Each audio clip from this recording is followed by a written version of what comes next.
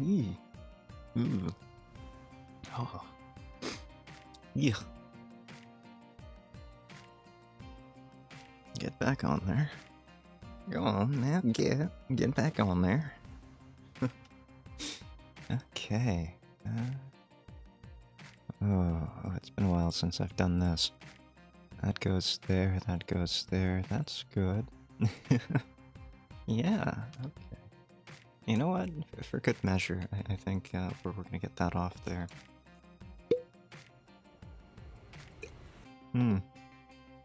Get that back on there. Let's see here. How are my frames looking? Dropping. Very good. Let's move that out of the way a little bit. Maybe that's blocking the signal. Situate that a little bit better. There we go. Yeah, yeah. There we go. We're gonna have us a normal night here tonight. No zombie mayhem, a lot of dropped frames. That's how it's gonna go. Like, I think maybe it's just when I stream at late night, the ISP says no. No, we don't like that. Don't do that on the off hours. You have to do the internet things on the internet hours. I didn't drop... Okay, I dropped like 1% of frames. I'll get into it. I'll get into it. Let's just get into it, yeah. Hey there, hi there, Hyde here. And today we're playing Fishing Universe Simulator, which is some shovelware fishing game for the Nintendo Switch. The publisher for this does a lot of weird shovelware games. And from time to time, they have like the same game ideas. How do I do this? I have forgotten everything. So they have like several different fishing games that I've bought like 2 of them, right? But they have more than 2 of them. I think they like contracted out so that there we are. Yes, we're gonna buy some of these. So they like contracted out an idea. We want a fishing game. We want a zombie game. We want an anime game. Things like that. Look at those red worms. I do have stories about red worms. We're gonna buy some of those just because it's going to be fun to talk about. What else do we need? Are any of these things on sale? These things used to be on sale, you know? Nowadays, nothing ever goes on sale. The gacha up front, and then, like, the lack of sales, it kinda sucks. I wish they would put more things on sale again, but that's okay. Yeah. It's gonna be one of those nights where I just don't know what I'm doing again. Do I want a bigger boat? Are we going to fight sharks? We might fight some sharks. Let's save for the luxury yacht. Yeah, let's do that. I think that'll be fun. Do we have any fish in our... No, we do not. Okay. That's good. We're gonna get into the fishing then. So earlier today, some eagle-eyed viewers may have noticed. Do I want to fish in Paris? The answer is no. I never want to fish in Paris. Where do I want to fish today? Ottawa seems nice. I don't want to fish where there are ducks. The ducks are too loud. Let's go to the Rocky River. Yeah, that's a nice place to fish. So, I did do a little Zombo Point farming stream. No mic, no model. Earlier this morning, well, yesterday. No, this morning. Time's relative, right? Like, my schedule's all messed up. I wake up pretty much around 9 p.m. these days, so it's all relative to me. It's all very much relative. But I did a stream before I went to bed, and I was just farming some Zombo points because I thought, maybe I'll do a Death Road to Canada stream today. And I haven't played any video games since the last stream, and I really wanted to play a game. So that's what that was. You didn't really miss anything if you wanted to see Hyde content. I wasn't talking, my model wasn't even on the screen. I didn't announce it either, so it was shocking that people actually came to watch it, right? I absolutely was not expecting that. Please get off my screen, thank you. um, I was just there farming points, you know? I do a lot of preparation for my streams. I don't know if that's obvious all the time, but I like to do sound checks before streams. I like to do a little bit of prep work, right?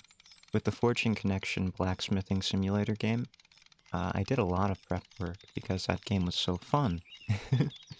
I actually wanted to stream that today, but I have problems with that game, right? The Switch port for Fantasy Blacksmith Simulator is god-awful. I finally was able to make magic weapons, right? So I finally figured out a way to make magic weapons without causing my game to crash, which is not something that's easy to do in that game. The Switch port is especially terrible. Just looking at the altar for enchanting weapons causes my game to crash. Um, the timers are kind of messed up, so you have to set real-life timers if you want to use the cauldron. Uh, and the little rune table, which is the easiest way, I think. It's a slide puzzle. It's the easiest way to make enchanted swords. It's bugged so that you can't do it any other way than in handheld touchscreen. Like, the puzzle pieces don't slide when it's docked into its little charging station like this.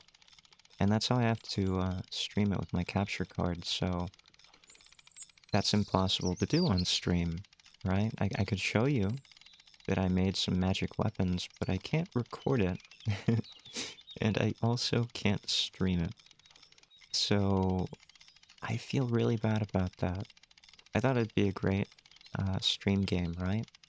Like, there are two different philosophies when it comes to stream games, right? The first one is you're gonna play the game, and people are gonna watch you play the game. And a lot of people enjoy that. I enjoy that. I've been watching a lot of Kraken's old VODs, a lot of his Zelda Randomizer series, and they're fantastic, right? 6-year-old streams, but they're a lot of fun, especially once you've forgotten about them, right? So you can always go back to those things and watch for the gameplay, and not so much the interaction. Now, the opposite is true for a game like Fishing Universe Simulator or Fantasy Blacksmith Simulator. Those are games that allow me to have a conversation with anyone who wants to have a conversation with me, right? These are very easy games to play in the background. Death Road to Canada is not that either.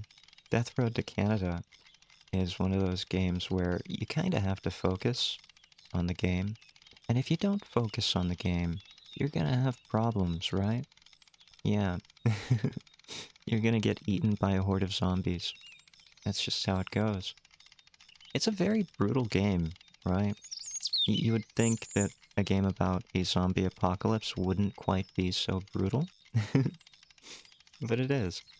And part of that is that I'm just so new to the game that I don't know what everything does, or I haven't unlocked everything to make the game easier. Like, a lot of traits I still haven't upgraded. That's why the Zombo points are so important, you know? You gotta get those Zombo points, you gotta grind, grind, grind. And once I'm done grinding, maybe the game will be a lot easier, right? Like, I feel like I got very lucky. In some of my runs, I got rare characters, right? Like the Contender, extra health, and basically punch only, but very good punch. And then I had Raphael from the Teenage Mutant Ninja Turtles in one of my runs. I also got, I think Billy is a special character, I just don't know where he's from. Old Man Billy, with his fishing rod and his amazing guns. So yeah, I got very lucky. And of course, there was Kaiju, the Godzilla suit person. Very cool, you know? I love all the different references for the characters in Death Road to Canada. And I've only seen a small handful yet. One of these days, I'm gonna finish it. But I'll tell you what, I've been buying a lot of games lately. Steam sales and Nintendo eShop sales, both of them. I've got my eye on a couple different games that should be coming out soon. Um, but also, older games keep going on sale, and I keep buying them up because there aren't too many games in certain styles, right? I'll tell you about one of them. So, one of the games I most recently bought is called Penko Park, and it's kind of like Pokemon Snap, the original Pokemon Snap.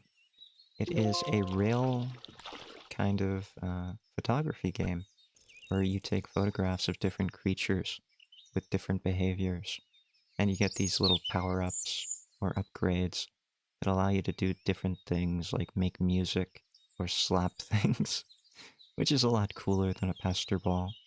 But yeah, there aren't too many photography games out there, and I really enjoy them, right? I really enjoyed the original Pokemon Snap.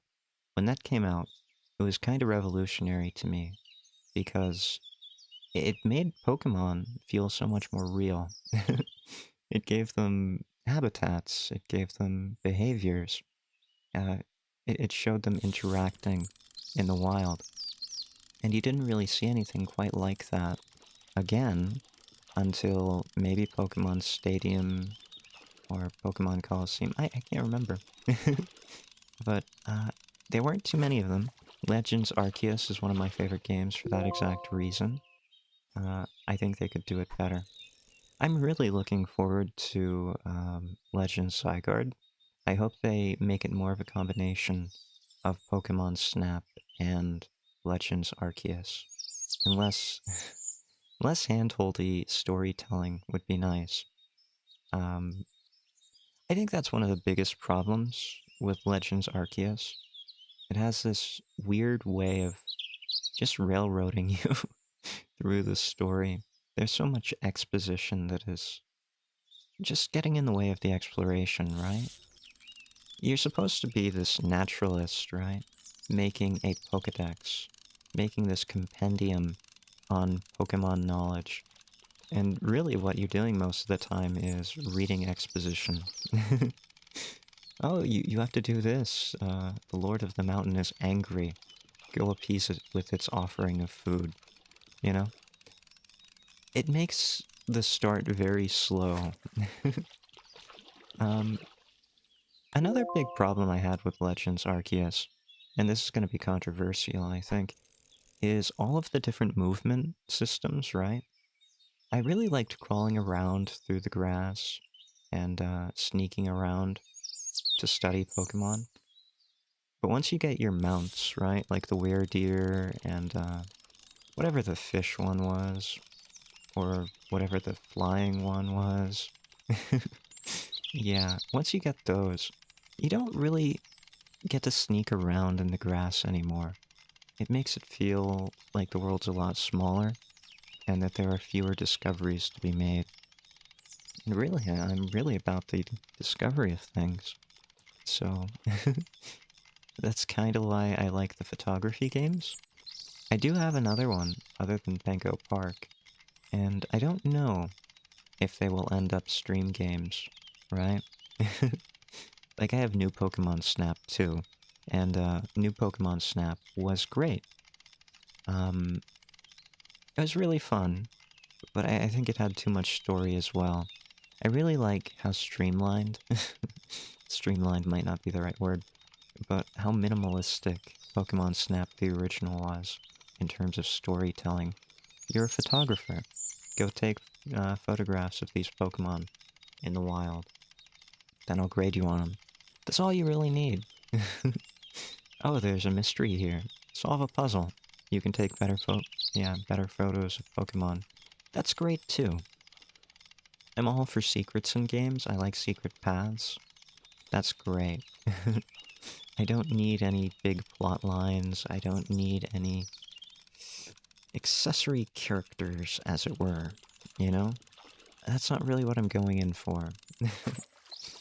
um, as something of a naturalist myself, someone who studies nature or studied nature at one point, I'm much more interested in the ecology of the animals that I'm photographing, or the creatures in the case of Penco Park. So if I ever do one of those games as a stream, I really want to add that kind of element to it. Like, okay, I'll just tell you what the other game is. The other game that I got in a similar vein is Beast of Maravilla Island, I think it's called. Yeah, or Maravilla. I can't remember. Probably Maravilla.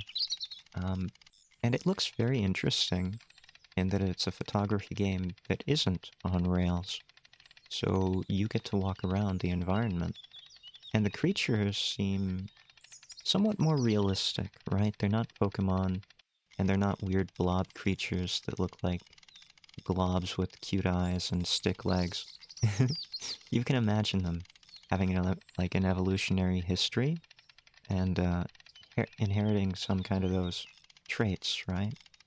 So the studio that made that game has like this banana face bird, for instance, a toucan with a banana face. I think that's really interesting. I could talk about the mimicry aspect of the toucan with a banana face. Maybe it's carnivorous, and maybe it attracts insects, right? Like it could be an insectivore bird, and just waits for insects to come crawling on its face, and then it eats them. Or things like that. I'm really fascinated by that kind of thing, and I wish more games were like that. My ideal game would be a photography game where you go out in the middle of the forest or on a lake and you hunt for cryptids, right? I think that'd be really cool. Where you're trying to take photographs of things like the Loch Ness Monster or, I don't know, the Rake or Bigfoot. Maybe even aliens. You could throw aliens in there. Flatwoods Monster. Mothman. Like, there are so many different things you could take pictures of. Um, and I'm surprised that a game like that doesn't exist right now, you know? I saw... Who was it? I think it was Vine Sauce, Vinny, yeah. Who was playing a game about hunting the chupacabra. And it's a trash game. I'm sorry.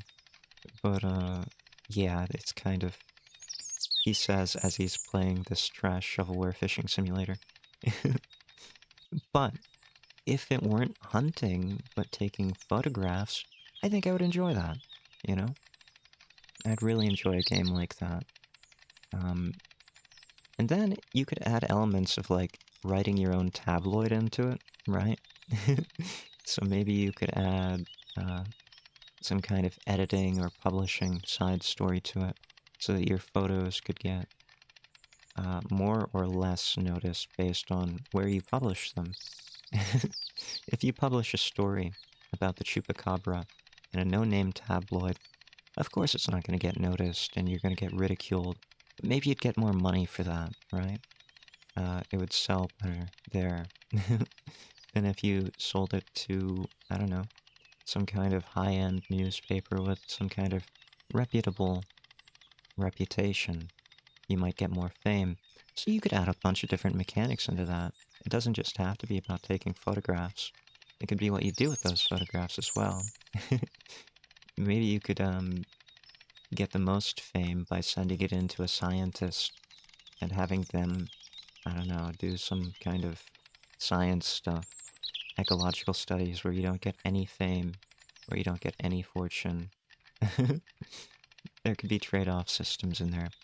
It's something I think you could really play around with, right? Yeah. I think there's a lot of room with that kind of game. Other than that, I have been getting a couple weird horror games. I like strange indie horror games, you know?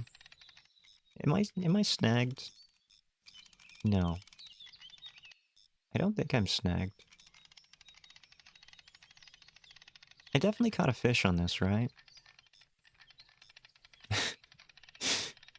In real life, I get the same... Yeah, okay, there's a fish on the end of that. In real life, when I go fishing, I get the same feeling.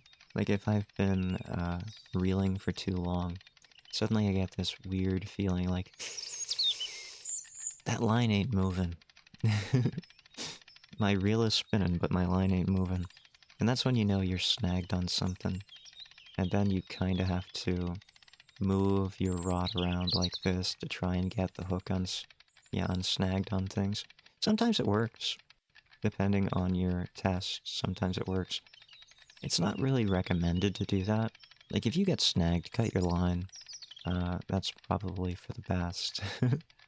But if you have a really nice lure on the end of that line, I could understand not wanting to cut the line.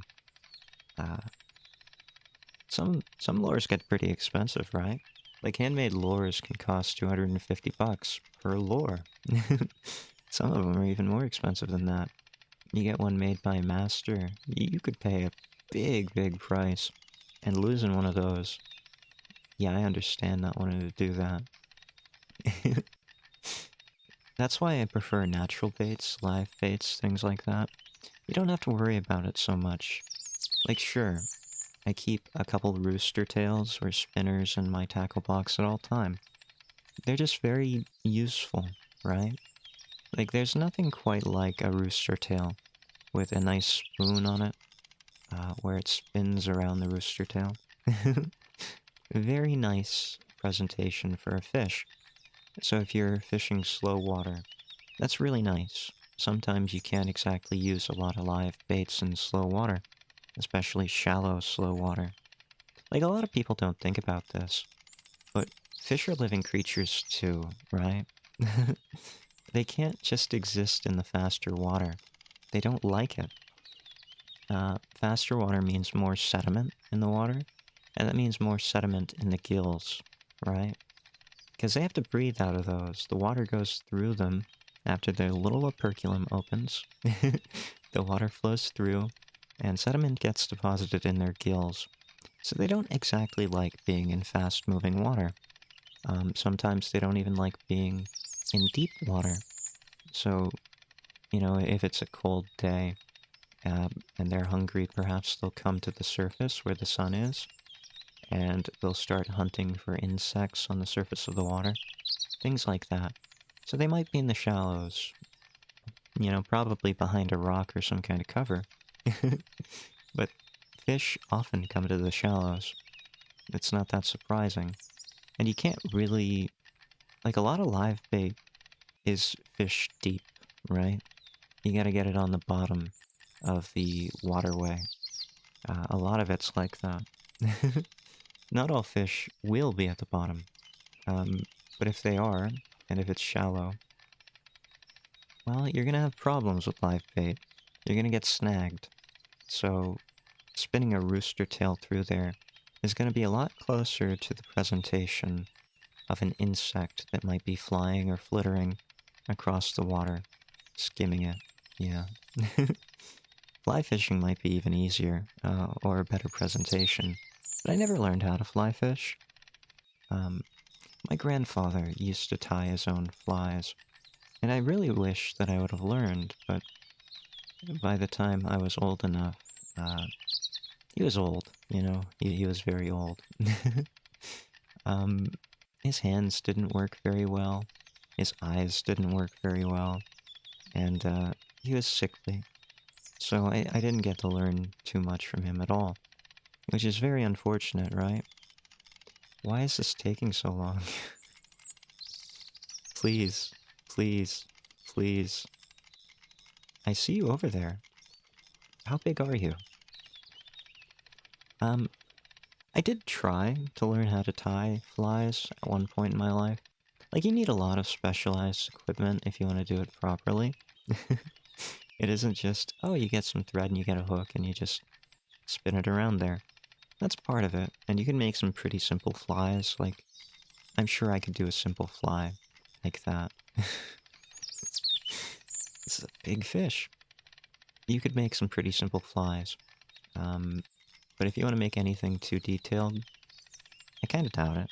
You need some specialized tools for clipping and tying especially. Yeah. Here's a fun fact for you. A lot of natural fiber flies, which are some of the best for a lot of reasons, use buck hair, right?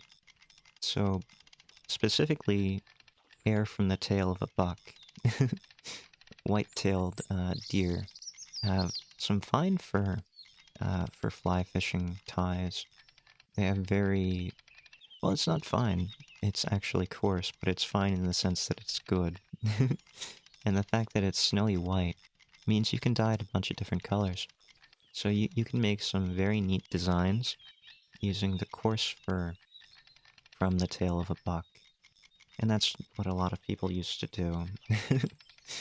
They would... You never leave any part of the animal behind, right?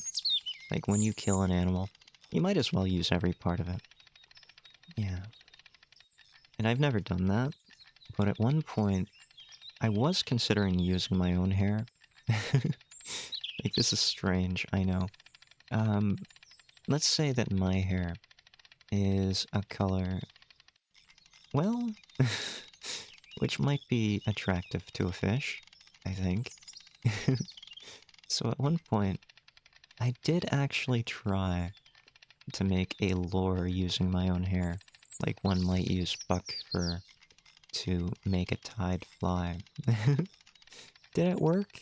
No. No, it didn't. But I'm not very good at it. I'm sure that it could work, you know? There's not too much difference between buck fur and human hair. Especially if you have some nice accents for it, right? Like, when my hair goes white or gray, whichever happens, I could use that as an accent for my natural hair color, and that would be very nice, I think, for lures. The only problem is that my hair is kind of fine, in the traditional sense of fine hair. Very thin-stranded. So, yeah, I don't know. I have made my own fishing lures before. Hard lures for things like spinning. You would put a spoon on them. Things that would look a bit like minnows, I think. Yeah. So I've made things like that. Why can't I catch this fish? Please. Please. We're making progress now. How long have I been struggling with this fish? It feels like it's been 20 minutes. Let's take a look at you. What are you? 18.99 kilograms. That ain't bad. That ain't bad.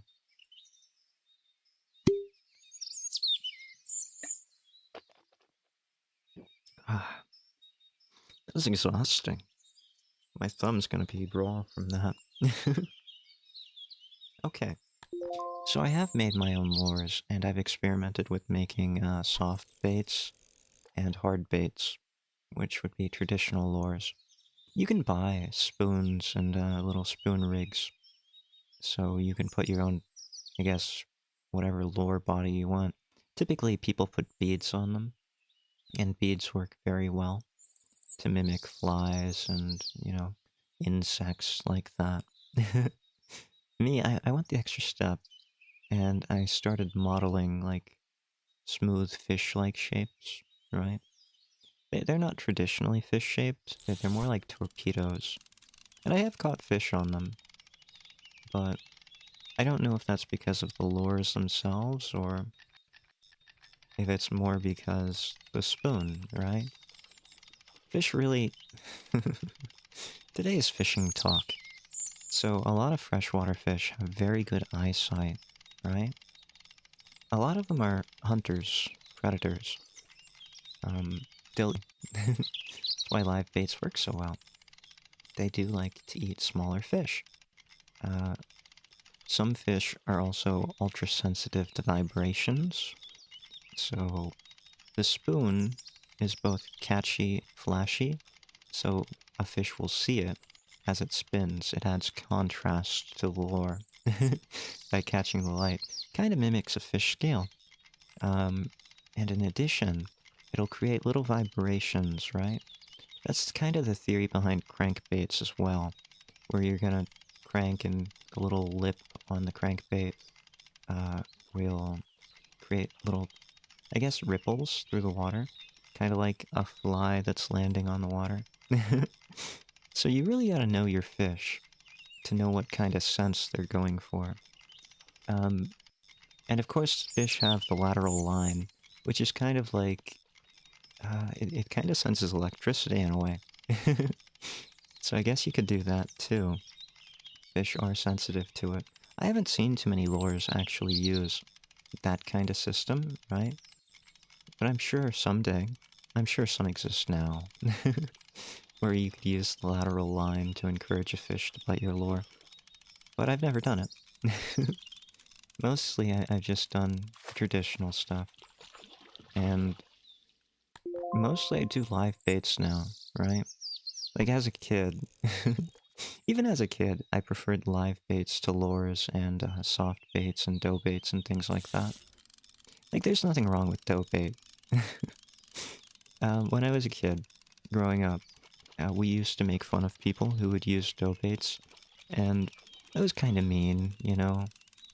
But we would say, oh, you can't fish any other way. You have to use a dough bait where the fish will swallow the entire hook. Which is kind of true. When you're fishing with a dough bait, the fish are encouraged to swallow the hook. So you have to be very precise with your hooking, right? Now, that sounds wrong. But when you hook a fish, you gotta be very precise when you're setting the hook. Otherwise, they'll swallow it. And that's not good for the fish. And if you intend to be fishing for the entire day, when they swallow a hook, you really ought to keep that fish. So, yeah, dough baits aren't encouraged. But I think they're fine if you're out there trying to catch a meal, right? Like, if you want to eat the fish and you're gonna keep it, go ahead, use whatever you want. If you're catching and releasing, please use a smaller blunted hook.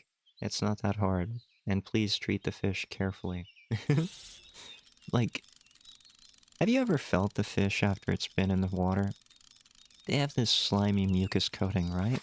And that's very important for the fish. That's there for their immune health, right? It's protective, right? It keeps them safe from bacteria, from other different things. It's a protective coating. So always wet your hands when you go to retrieve a fish. Otherwise, you will strip some of that mucus off, and it'll be harder on the fish to recover.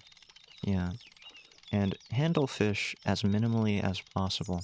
You really want to keep them in water if possible, right?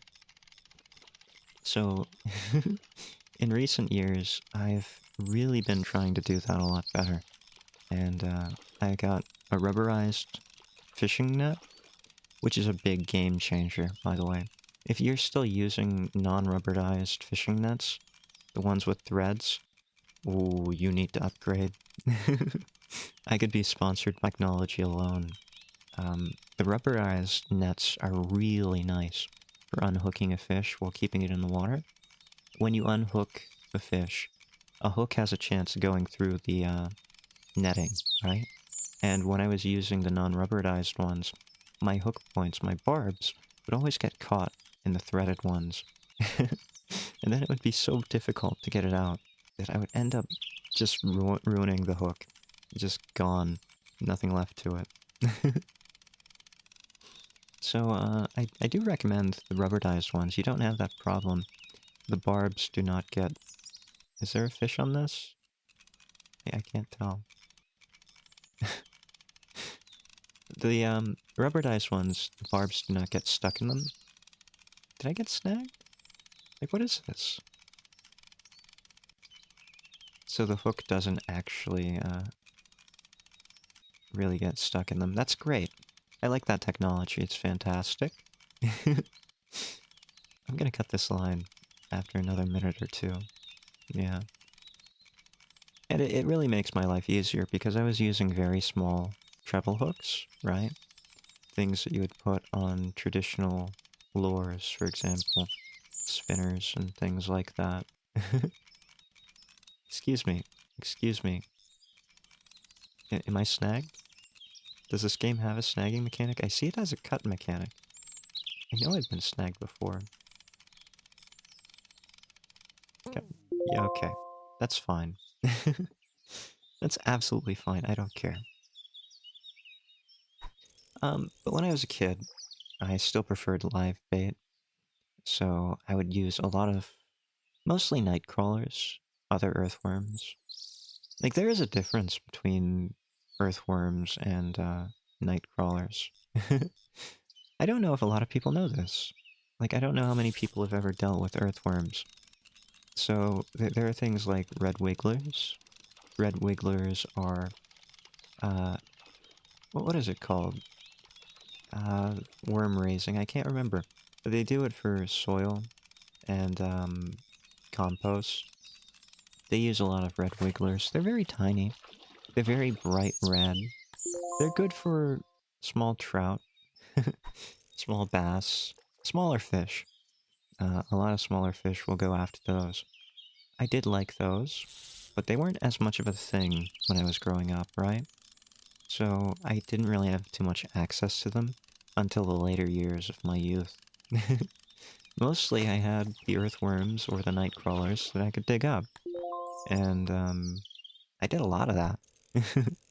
Earthworms are pretty simple. They're your typical earthworm. They're kind of grayish, pink, beige. And you can find those by flipping over a rock or a rotting log pretty easily. But they're tiny, right? They're just a little bit bigger than your typical red wiggler. Yes. Whereas night crawlers... Night crawlers are these big, tanky earthworms, right? And I'm pretty sure there are a couple different species of earthworms and night crawlers. So maybe your area is a bit different. Take this with a grain of salt. But the night crawlers are just gigantic, and they're great for all kinds of fish, right? Especially bigger fish. Things like bass. Well, they really love night crawlers, and bigger trout tend to like night crawlers too. It's really interesting going out and collecting night crawlers. If you've never done it, it's pretty simple. So long as you have access to a nice lawn or yard. If you're in the city, it's pretty hard. But if you have a lawn or yard, all you gotta do is a couple hours before dark, you take your hose, and I hope you have water. You take your garden hose, and you spray your soil with water, and get it nice and moist. You really want it to just be moist, not soaked. So, when night comes, that'll encourage the night crawlers to dig their way up out of the soil, because they're also covered in protective mucus, right? And water is necessary to keep mucus mucusy. If that dries, the worms are going to have a bad time. Then what you do is you take a flashlight when it gets dark, and you shine it in your lawn or yard. And you'll see these gigantic earthworms, these night crawlers, poking their little night crawler heads out of their little burrows. They're kind of reflective in the flashlight because of the mucus. And they look so disgusting. It's fun. You just walk carefully around them. Wherever they're not looking, you want to walk around them, to the back of them. You don't want to go for their head. Not that it much matters. Really, they're more in tune to the vibrations, so walk softly. That's the biggest tip I can give you if you're going out hunting for night crawlers. Walk very softly, very slowly, and then crouch very carefully when you get behind the night crawler. And a lot of people at this point would reach out their hands and try to pull up. Don't do that. Fight the urge to do that. Slowly reach out your hand, and then grasp it firmly. Grasp that night crawler firmly, but do not, under any circumstances, pull up. You'll end up ripping the night crawler in half. And I've done that a lot. I'm talking from experience here. And unlike what most people think about earthworms, they do not grow back into two different earthworms when they're ripped in half. They just kind of slowly die, which is both sad and disgusting. If you've ever dissected an earthworm, like, you know how disgusting the insides of an earthworm are. So I do not recommend that, no.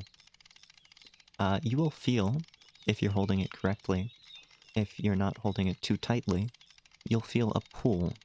That's the earthworm, the nightcrawler, trying to get back into its burrow. You just want to kind of hold it there, right? You want to tire it out. Those things are pretty much pure muscle, and they have these kind of silly, like, skin attachments where they can grip onto the soil. So once they tire themselves out, then you pull up. You'll feel it almost immediately. It's like all the tension in the earthworm is gone, and you can just very easily and very slowly pull it up out of its little burrow, and it'll be gross and it'll look flat. Like all the muscles will be exhausted, and then you can put that wherever you're going to use it, into a nice bucket of loam with some leaf litter. That's very good. They like that. Keep it moist. And here's another tip for you. If you're ever going to go fishing with night crawlers you catch for yourself, get yourself an insulated... Like, I preferred styrofoam. But I don't know if styrofoam is really the preference these days. It's very cheap. But if you can get yourself a styrofoam bowl, those are very nice. Fill it with a little bit of soil. Moisten it a little bit. Good dark soil with a lot of leaf litter is very nice for a worm. And then when you have the worms in there, you just pop that in your fridge. So long as your fridge isn't too cold, the worms themselves will... You know, it's not suspended animation, but their metabolism slows down, and they'll get less, you know, less likely to die on you in the conditions, right? They don't have to eat as much, so you could do that for a couple days and have perfectly viable worms for your weekend fishing trip. Yeah. That's great. Very useful tips for fishing. I used to do that a lot too. I'd go out one night, get night crawlers, and then just make a weekend of it. Go fishing. I didn't have much to do as a kid, you know? I grew up in a very rural, middle of nowhere kind of place. My nearest neighbors were a couple miles down the road. But I did have access to a very nice waterway where I could go fishing when it was allowed. So, that was how I spent most of my weekends, right? Like, I didn't go into crazy parties or anything. I would just go out and fish. And it's a wonderful sport. Like, a lot of people don't think it's a sport. It is. Angling is a sport, much like any kind of other sport. It requires the use of very specialized movements, very specialized equipment, and a good use of muscle power. Like, a lot of people don't think about it. But if you fish, you're sometimes for hours at a time. Or you're walking, sometimes for hours at a time. Like, I'm not the kind of person that'll sit at the same spot for a couple hours. I can't do that. That kind of fishing, where you bring a chair and you take a six-pack of beer and you just sit there with a bobber, I can't do that. I don't have the patience for that. I have a lot of patience as a fisherman, but I can give a spot maybe 20, 30 minutes, and then I'm out, walking further down the waterway. So it does keep you in shape. It burns a lot of calories. It also dehydrates you. So remember to always pack water with you when you have a long day of fishing ahead. I'm not very good at that. Like, I'm very bad at that, in fact. I never take enough water. Because you have to have it on you, right? Like, I have all this fishing equipment, all this tackle. Uh, where am I going to put a fish, like a water bottle? Like, that's just an extra thing to carry, right? But you really should. You really should. Uh, I got dehydrated so bad one day on a very long... Okay, okay, we're reconnected. was very weird. I don't know what happened there. What was I talking about? Like, I noticed I was at a 0 for a while there. Good old internet. Yeah. When I was doing the Death Road to Canada stream, I guess this morning, I had 0 problems. I only dropped like 1% of frames all that hour and 13 minutes of streaming, I guess. And now, when I try to stream, like, 15% of my frames are just gone. Like, there it goes again. I don't know what it is. Like, it very much is the time of the day. I don't know, maybe your ISPs don't do this, but my ISP has a nasty habit of, I guess, resetting things at around 3:30 to 4 a.m. in the morning. So, I don't really stream that late too often for exactly that reason. Just the other night, I was doing something that required the internet. I think I was editing a video with some software that utilizes the internet, and yeah, it just suddenly kicked off, and then I lost a bit of progress, which is painful, right? Because those services that require the internet, they don't really have automatic saving features a lot of the time. So you lose it, which is not ideal. Yeah. And that happens to me a lot. I'll just be on the internet, and I'm watching a Kraken VOD or something, and then 3:30 kicks around, and my internet goes kaput. And everything resets. And it's not just mine, right? Like, there are other Wi-Fi signals in the area. I can see them. And no, I'm not on Wi-Fi, I'm on local connection. So that really shouldn't be an issue, but I can see other Wi-Fi, which means there are other internet users with different, you know, internet accounts. I assume they're all using the same ISP as me, because those all go off at the exact same time that mine goes off.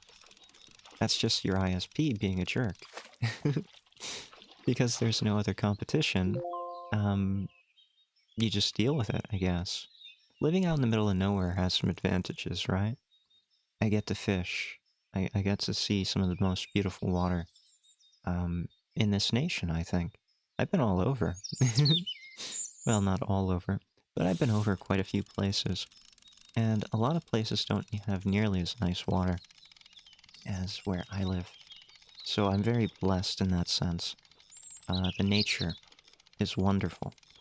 I'm very happy to be in the middle of nowhere.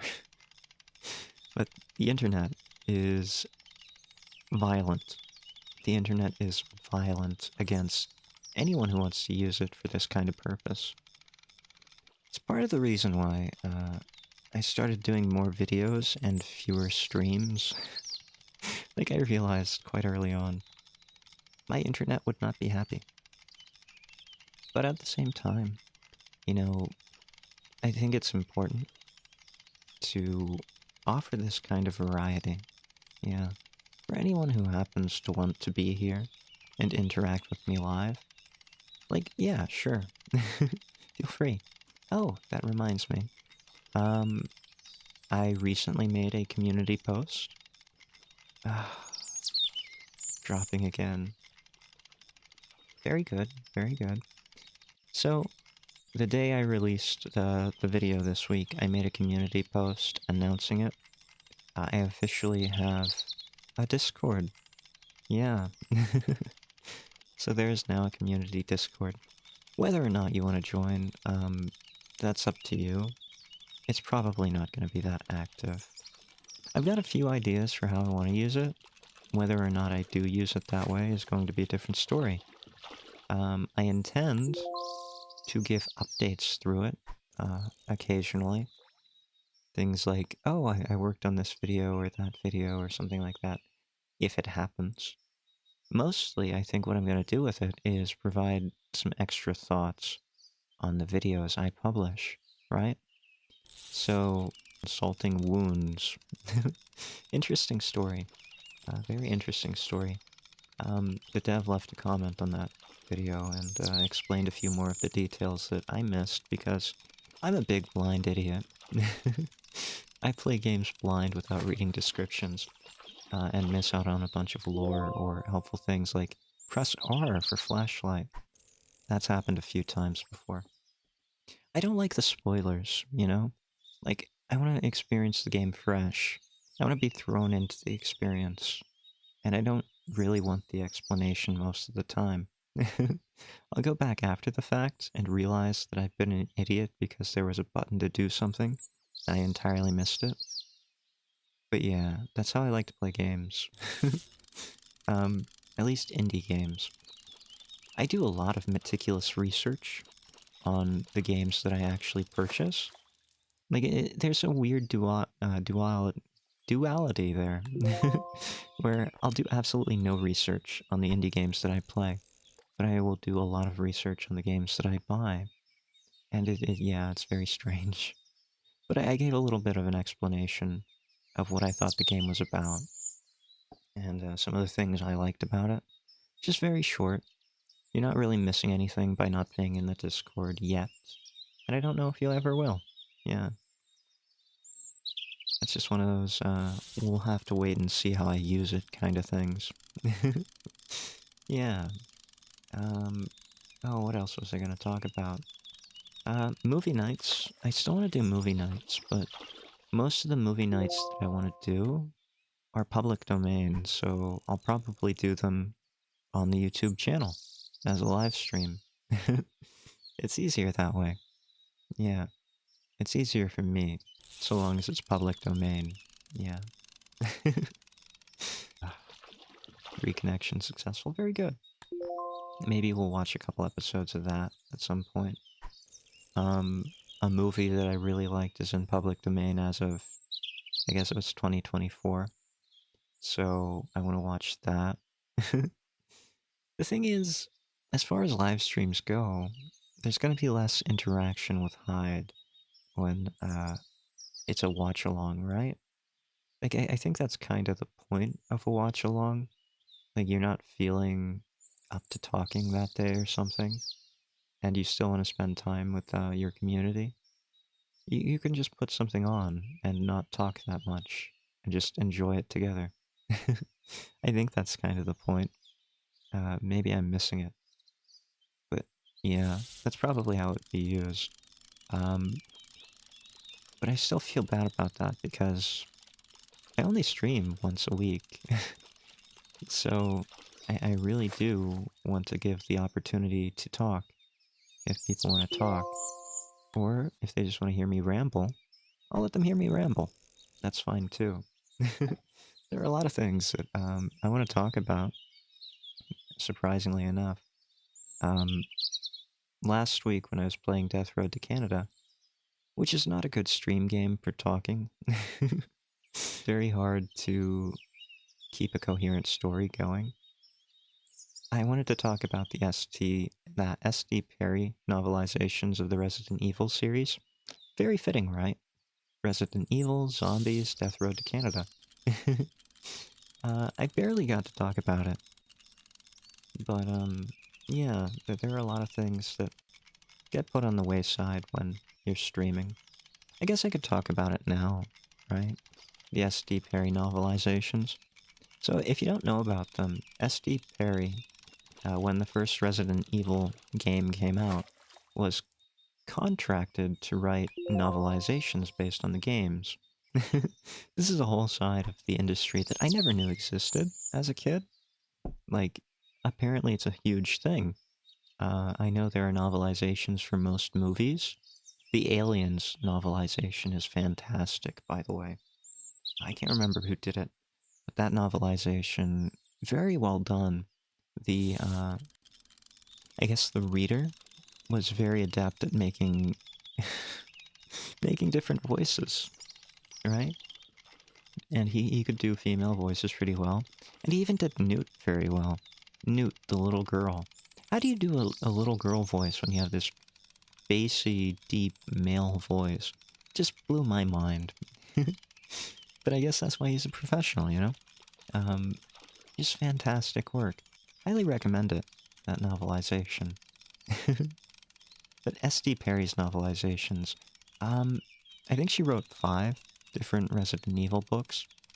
The first one was based entirely on the first Resident Evil game, and then she had to write another. Because the second game didn't come out, and she was still under contract, so she had to create her own, you know, novel, basically in the universe that she had started, before she had any idea where the story was going. And the second book is called Caliban Cove, and it is some of the wildest stuff to come out of the Resident Evil universe. It's not canon. It's not canon. It completely disagrees with the second game's story timeline. But it's fun to go back to. A lot of people really hate it. Caliban Cove is just ridiculous. Like, the amount of different places. I think she really wanted to one-up the craziness of the mansion, right? Oh yeah. Resident Evil has this crazy mansion that was made with all these elaborate traps and puzzles. What do we need? We need a sunken ship, secret lair for our supervillain. And an island, and some tunnels. Let's throw some tunnels in there. Oh, how about some train zombies, right? We'll get some train zombies in there. And the story is just insane. A lot of people hate it. I understand why. But if you're just having a good time reading it, and you like, then yeah, go ahead. Enjoy it. Don't take it too seriously. Like, I know a lot of people really hate Anderson Resident Evil films. I kinda like them. At least the first 2. The first 2 are fine movies. I think the first Resident Evil movie is one of the scariest zombie movies ever made. I really think that. The atmosphere, the music direction, it's just fantastic. The claustrophobia of being locked in a lab. You can't beat it. There's nothing better for a zombie movie, in my opinion, than Paul W.S. Anderson's first Resident Evil movie. However, I do prefer the second movie as far as zombies go. The second movie has a lot more zombies. It's true. It's a full city of zombies instead of one lab. When I watch zombie movies, I prefer zombie movies shall outbreak, and I like to see things collapse. I like to see buildings on fire. I like to see cars crashing. I like to see people being mutilated. I like that, right? I don't like people knowing what's going on. I want to see the collapse of society as it's happening. And you don't really get to see that in the first movie, right? Like, sure, there's confusion, but the only ones affected in the first movie are the small team of experts. So it's not really a good zombie movie in that sense. It's a very scary one. My favorite when it comes to how scary a zombie movie can be. But when it comes to actual enjoyment of zombie films, it's not my cup of tea. I think it's a fantastic movie, though. I don't understand why it gets all the hate it gets. And of course there's Mila Jovovich. Like, Mila Jovovich was one of my childhood crushes. Lilu Multipass. Yeah, that's enough. Like, I'm sure people understand from that. Yeah. Mila Jovovich is just a fantastic actress as well. She doesn't really have too much to go on as Alice. Like, her character is not there. She doesn't have a character. So her acting is kind of flat. But that's okay, you know? She did the best she could with the series. And in the second film, she has a little bit more going on. After the second film, that's where I have problems with the series. That's where I think, you know what? You're right. this series is hot garbage. It's not good. There was one okay scene in, I think, the 5th movie it was, where they're back in this little simulated Raccoon City suburb kind of thing.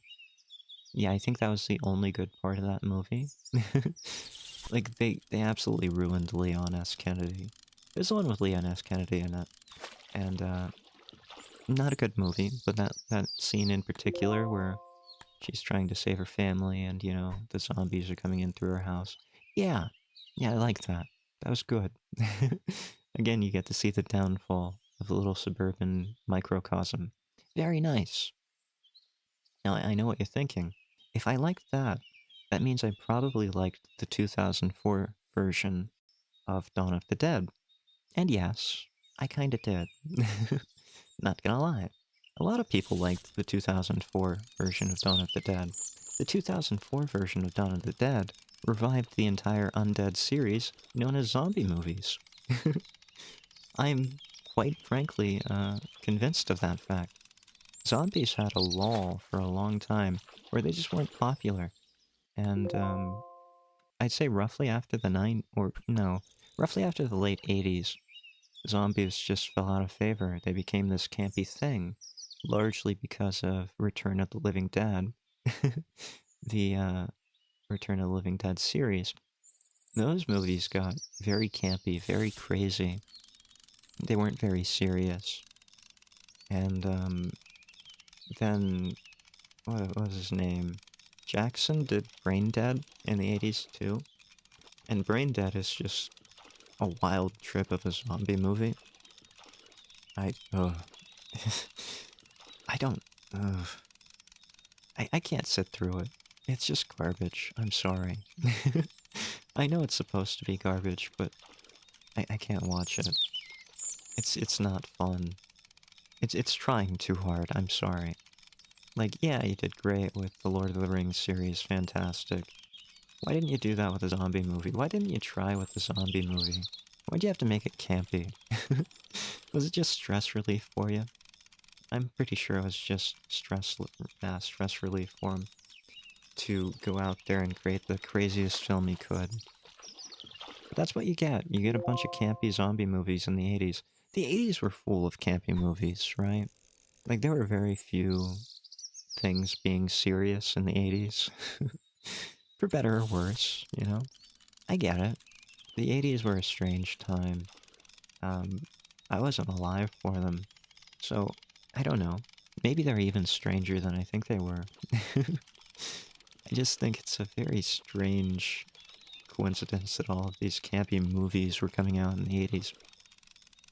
Even action films were just over the top. Everything was over the top and exaggerated as far as 80s media goes.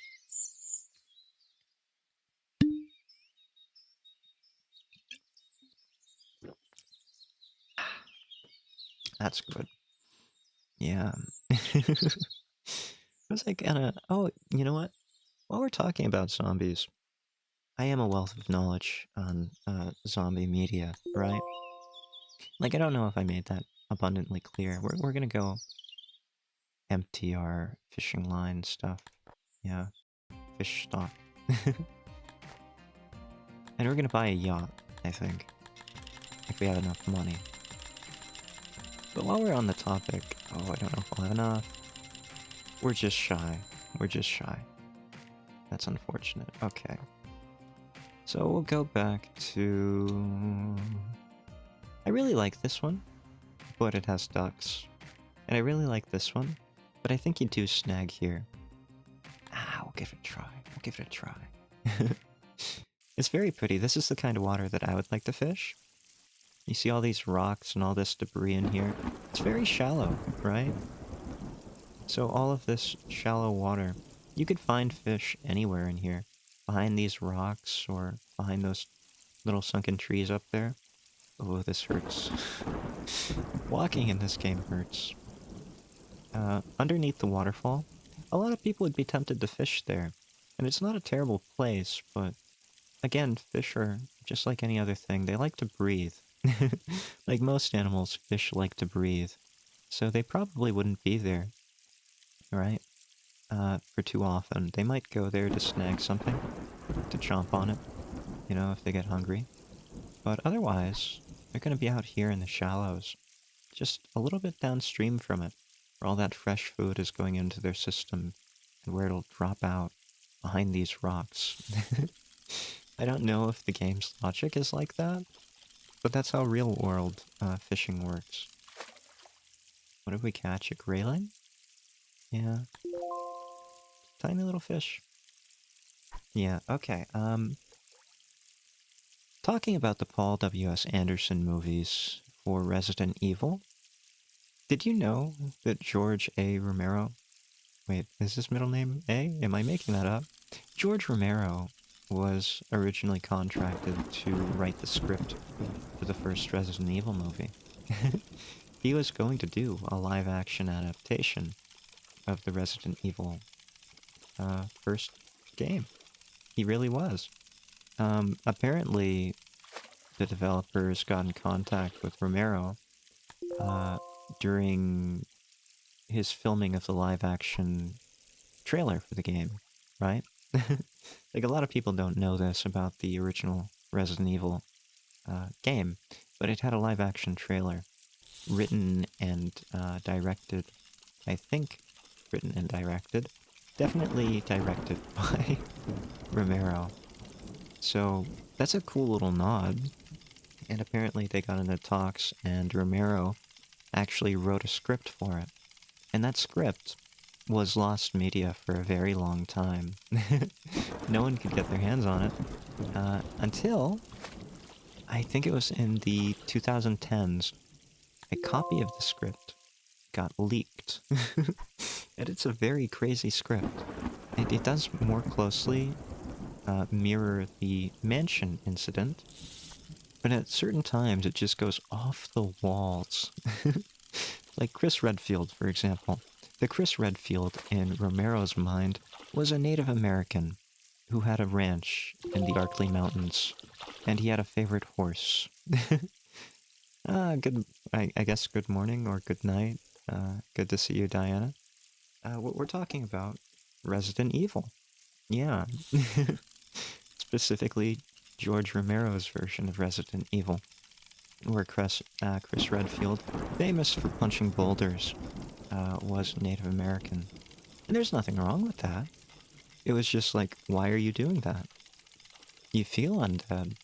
Well, undead was more of the theme of the last week's stream. But, yeah, I hope that gets better for you. Yeah, you don't want to feel undead. I remember reading the script for the first time, and aside from it being set mostly in the mansion, there were all kinds of crazy little details, like Chris Redfield would play in the mansion as a kid, and he knew all of the secret tunnels, or, or things like that. Like he was secretly Jill's lover, and they would have romantic trysts. It was very fun stuff. But the thing that got me were like the plants that were infected with the T-virus, which is a straight-up nod to the game, but the houseplants in the mansion were apparently infectious. So one of the people, I think it might have been Barry, brushed up against one of these plants and got himself a cut, and he got infected with zombieism because of that. It's just like the wildest stuff. Like, why are you doing this? Why are you doing this in this video game movie? Why can't you just adapt it, right? Like, it's a fantastic, weird, but fantastic story. It would have been more faithful. Other than that, I think. There were hunters proposed, so Chris would have been hunting hunters in the tunnels as he went to save Jill. I don't know. That's a movie that I want to see, just to see how it would end up. But it's also a movie that I'm kind of glad didn't happen. And I love Romero, right? My favorite zombie movie of all time is the original Dawn of the Dead. The original Dawn of the Dead is a very special movie to me. And I used to own the extended Mall Hours version of it, which had all of these unfinished little clips and things edited into it. So it had as much Dawn of the Dead as possible. It was such a great version. It was like 2 hours and 20 minutes or something. But even the theatrical cut, as you might call it, is a fantastic movie. And I think, in a lot of ways, it's even better than the remake in 2004. I'm very happy that the 2004 remake exists, because again, I think it revitalized the zombie industry, as it were. If we hadn't had Dawn of the Dead 2004, I don't think we would have had Shaun of the Dead, that's for sure. And Shaun of the Dead is such a unique zombie movie. Full Day of the Dead version. Ah, Full Day of the Dead. Ooh. Day of the Dead. I think Day of the Dead is about where Romero was getting lost in his own sauce, right? I. How do I say this nicely? I like the cultural themes that Romero would put into his work, right? The first one had a lot about racism, and it had a lot about other things that were very human, right? Yeah, that was a movie. Oh, I see. It's actually 2 movies. They made a remake. Um, Day of the Dead doesn't have nearly as poignant a message to it. Like, Dawn of the Dead's great. That's one of the first movies to link consumerism to zombies. Which is, I think, is the perfect metaphor, right? Zombies are this all-eating mass that just destroys society. I love it as a metaphor. However you feel about consumerism, I love it as a metaphor. I love that zombies are used that way. And yeah, I just think that's perfect cinema. Day of the Dead, it's about human hubris, I think. That's the only message I can get out of it. Humans all think they know better, and they go behind everyone's back and they destroy their only safe haven. That's the original Day of the Dead. The remake of Day of the Dead, it's garbage. You get spider zombies that are crawling on ceilings. You get a town of teenagers, and yeah, it's just garbage. I'm sorry. The remake of Day of the Dead, don't like it. Like, I'll watch it if I haven't seen it in a while, but it's not great. So yeah, that joke unintentionally brought that topic up. But I really do appreciate that Dawn of the Dead 2004 exists. We got so much out of it. We probably got 28 days later because of it. Like, I know the rage zombies, the rage infected, aren't really zombies. And I know, you know, it's so different. Maybe it was based on something else. Well, it might have been based on The Crazies, which is another George Romero film about a biological weapon. So, you know, I think without Romero, you still wouldn't get 28 Days Later. And I don't think 28 Days Later would have been such a success had it not been for the revival of the zombie movie as a whole, right? Without people wanting to watch zombie movies, without that being in the public zeitgeist, I don't think it would have happened. All of these great zombie films of the late 2000s and early 2010s. And there are a couple. A lot of them are garbage, but I kind of like the garbage, right? I, even today, we're still getting zombie movies, right? And I don't think we would, had 2004's Dawn of the Dead not been made. I think that if that had not come out, what was it called? Train to Busan would not have come out.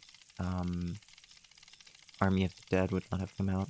Army of the Dead's not a great movie, mind you, but they're still there. They're still being made. And a lot of different cultures are making zombie movies too.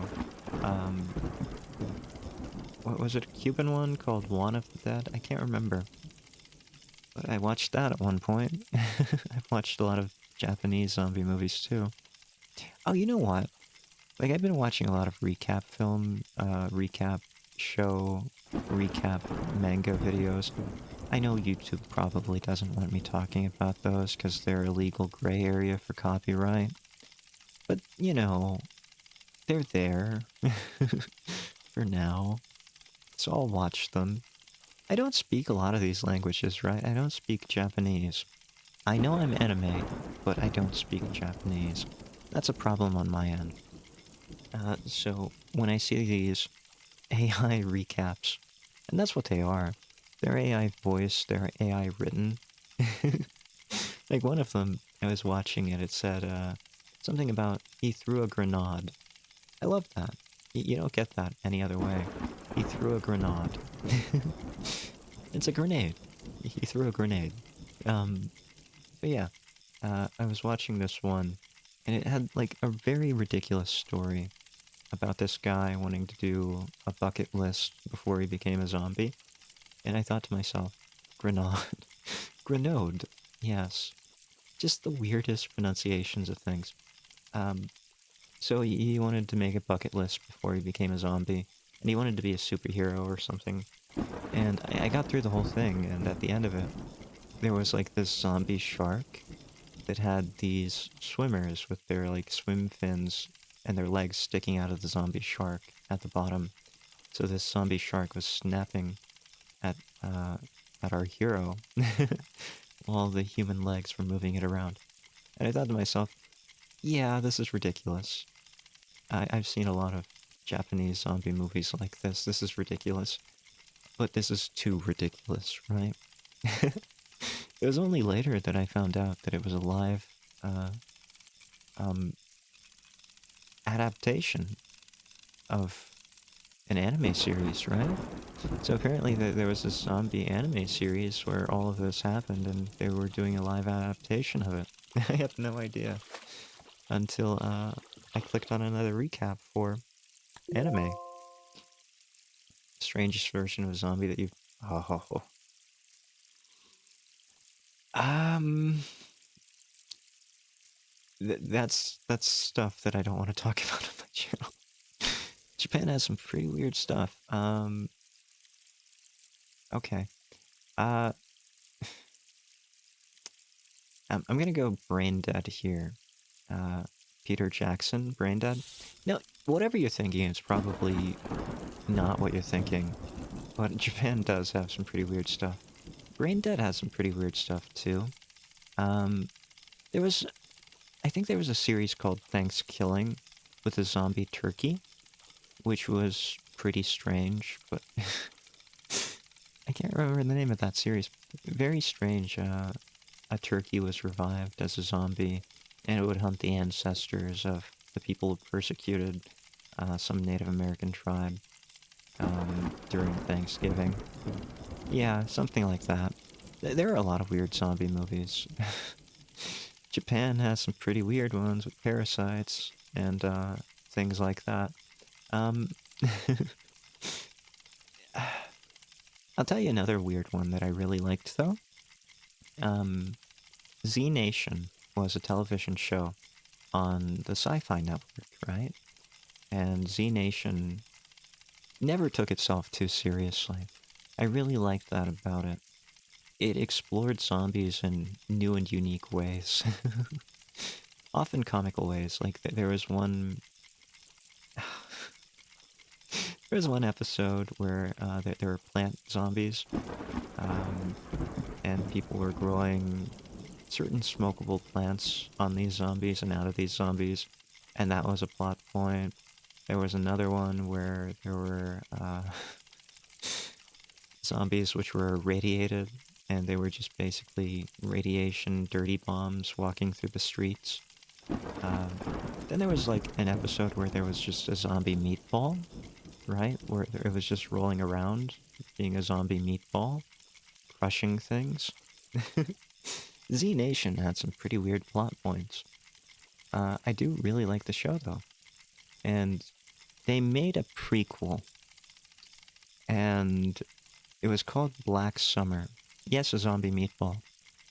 Like, you know those Indiana Jones boulder traps where they roll down this giant round boulder and it's supposed to crush Indiana Jones? That's what it was, but made out of zombies. So yeah, um, they made a prequel, or they say they made a prequel called Black Summer. And Black Summer was something mentioned in the original Z Nation. Yes, very ew. It was a very ew series. There were a lot of gross things. Uh, they never took it too seriously, though.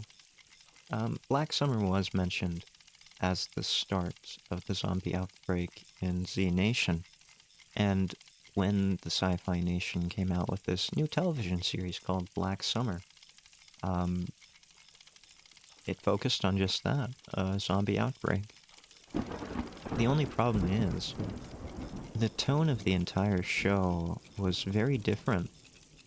Like, where Z Nation was this fun romp through the apocalypse, Black Summer was this nitty-gritty reality type thing. So what I think happened is someone pitched a zombie series, and they said, yeah, I like that. Only we're going to call it Black Summer, and we're going to connect it to Z Nation, so that people who liked Z Nation are going to watch it. Which I think is just dirty marketing. I don't like it. I think that's very dirty. Yeah. Um, Ironically, I would have really enjoyed this show. It's all about the breakdown of society, and that's my favorite part of any zombie apocalypse. So I really ought to like it more than Z Nation, which is set in the apocalypse already.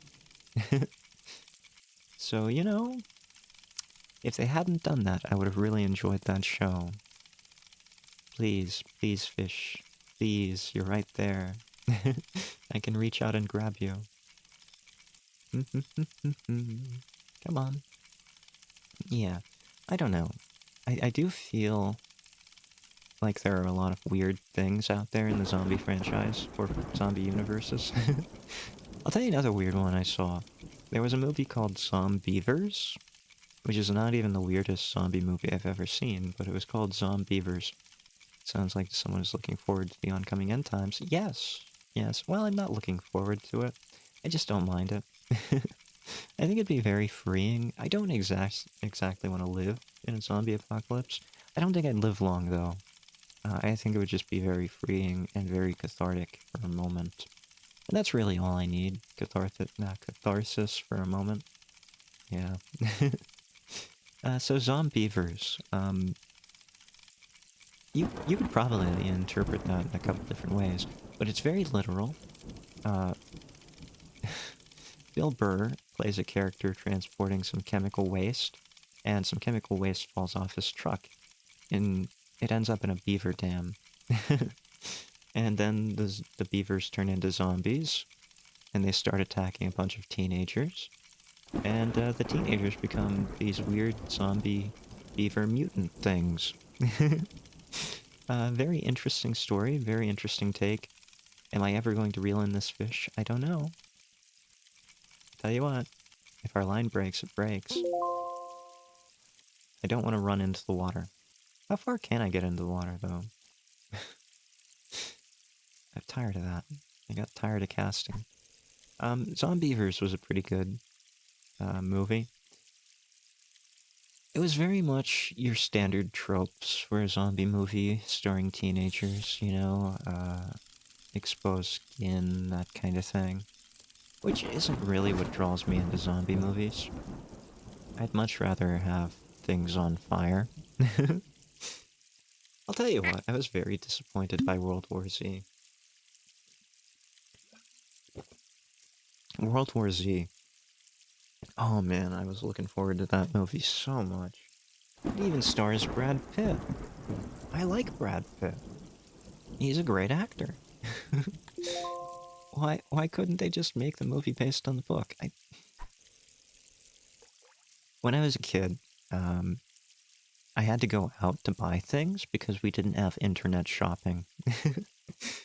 So when I had to buy books, or when I wanted to buy a book, I would travel a very far distance to a mall these mystical, long-forgotten places, these hollowed-out, now zombie architecture. And I would go to a bookstore in the mall, and I would buy a book, because you couldn't even download them as ebooks. Ooh, spooky. Can you imagine the inconvenience of it all? Driving 2 hours to a mall to go to a bookstore to buy a book that you would have to pay money for, and then driving back 2 hours to finally get to read it. But when I was a kid, I did that. Memory is of old man. Yes, exactly. I got a copy of the first edition of The Ultimate Zombie Survival Guide by Max Brooks. I still have a copy of that book. I still have that copy of the book. The cover is a bit damaged, but I loved that book. I really loved the Zombie Survival Guide book. And I would take it with me. Even in college, like, it would be my go-to book when I wanted to take something to read for fun. I would go out on, like, the quad or go sit on a bench or something and just read the Zombie Survival Guide. So yeah, it's a very well-loved book, very well used, a little bit stained here and there, a little bit torn here or there, but the first edition, and I don't regret buying it. It's a fantastic book. One of my favorite parts of it, though, is in the end, there are historical accounts of the zombie outbreaks, and I thought that was so cool that Max Brooks put these historical events in there to kind of solidify that, yeah, zombie outbreaks have been happening all around you. You don't realize it. And there are these historical events where, oh, this entire castle turned into an undead necropolis overnight and got abandoned afterwards. Or, you know, this entire village was wiped out. Or things like that, where zombies were more real. Like, he was the first person to actually ground them in something like that, I think. So I really liked that, and I would just go back and read those. And then, his new book, World War Z, came out, and I was like, what is this? This thing is huge. It's gigantic. And it was just more of what I loved about that little ending section of the Ultimate Zombie Survival Guide. It was just more of it. Modern, but more of it. Yeah, like a lot of the historical accounts in the Zombie Survival Guide were very historical. We're talking like medieval or ancient China or stuff like that. There were a couple modern things, but mostly historical in the sense of actual history. And with World War Z, it was modern history. It was that era that it came out in. And I immediately bought a hardcover version of the book, and oh, it became my favorite zombie novel out of anything. I don't even know if you'd call it a novel. Like, it's just... I guess you'd call it an anthology, right? Right? It's probably an anthology, but, any one of the stories in that book, especially from The Great Panic, would have made a fantastic movie. I remember, the section on Japan, where the character was climbing down climbing down his apartment building, using rope bed sheets, bed sheet ropes. That would have been a fantastic movie. And I'm pretty sure that a Korean movie is based on that. Yeah. Or maybe some of the tropes in that Japanese anime about zombies and a bucket list are based on that. Yeah, I think that's probably what happened. Some of those things might have been used. I don't know, maybe they were just good ideas at the time. It's hard to say. But I really do think that had they just made movies based on the book, instead of whatever they did with World War Z, it would have been completely different. It would have been my favorite zombie movie, I guarantee that. I really would have enjoyed seeing Todd Wainio's story. Todd Wainio, the soldier, who was stationed at Yonkers.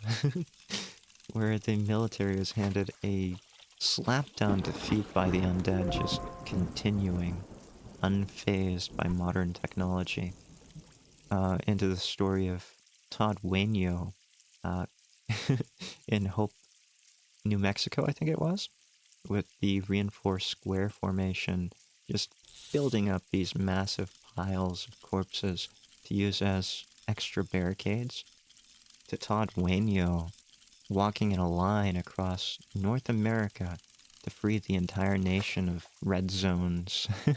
Like, it's a fantastic movie in the making. Now, I might be a little bit biased, right? Todd Wainio was voiced by Mark Hamill in the audiobook version of World War Z. At least the one that's fully voice cast. So yeah, I'm a little bit biased. I like Mark Hamill. Mark Hamill's a great voice actor. He played the Joker in all of my childhood Batman cartoons.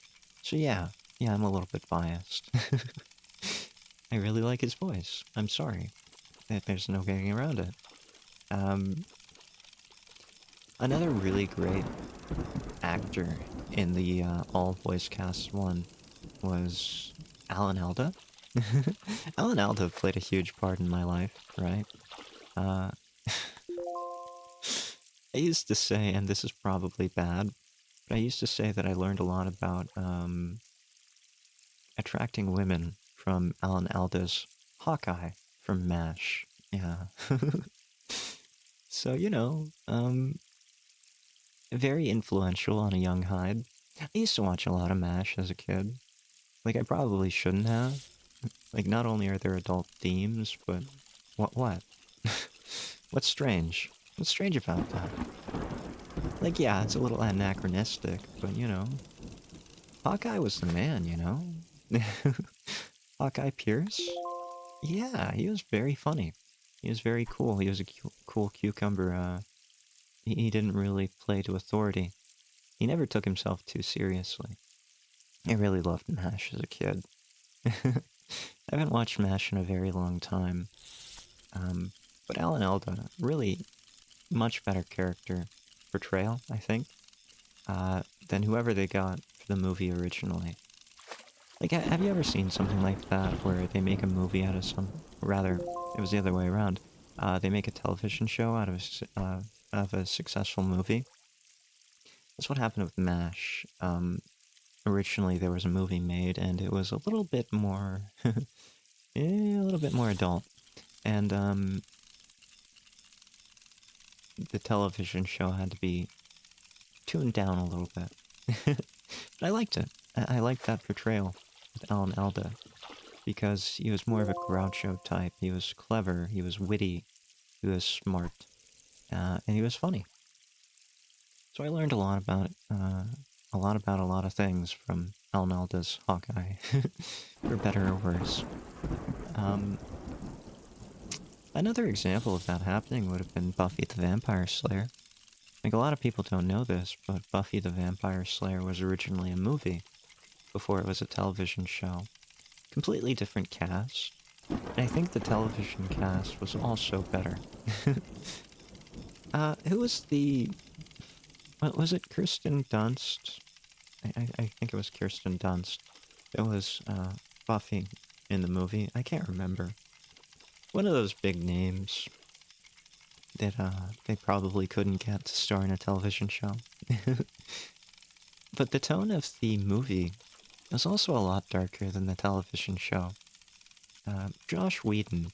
I don't really like a lot of what Whedon does. Or did. But I do like Buffy the Vampire Slayer's first couple seasons. It feels a lot like an adult Scooby-Doo. And when it's not taking itself too seriously, it's at its best. I think that's how it works, Like, I think Josh Whedon is one of those ones where he got lost in the sauce, too. Like, come on now. You don't have to make it nitty-gritty. Just have it fun, You got fishmen in a pool, you got vampires with dog faces. Oh, you know what?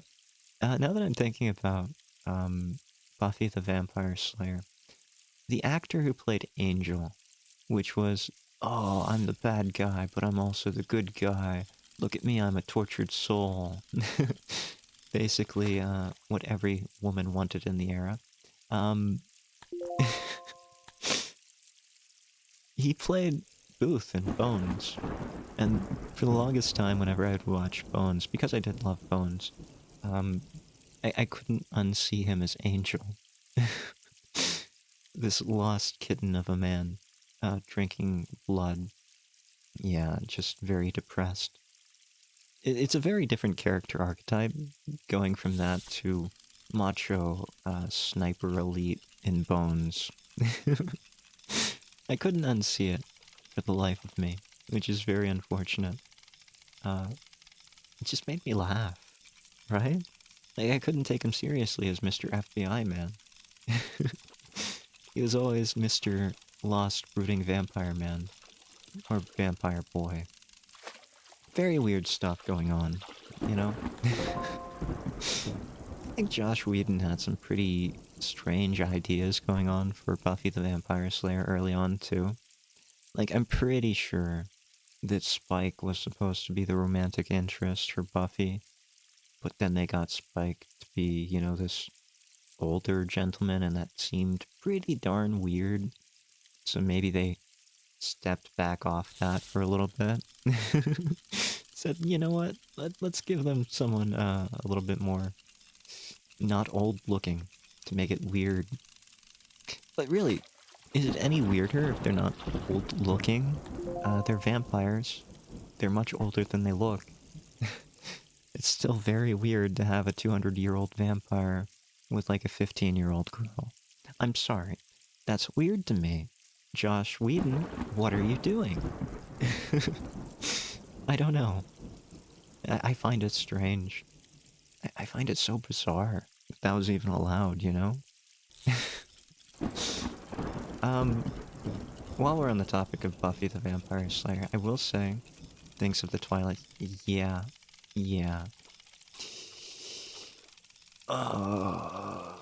Well, you know, Angel is probably the proto-Edward of the Twilight series, you know? Angel the vampire from Buffy is definitely the proto-Edward. Handsome, lost, sad, depressed. The only difference is Angel doesn't sparkle in the sunlight.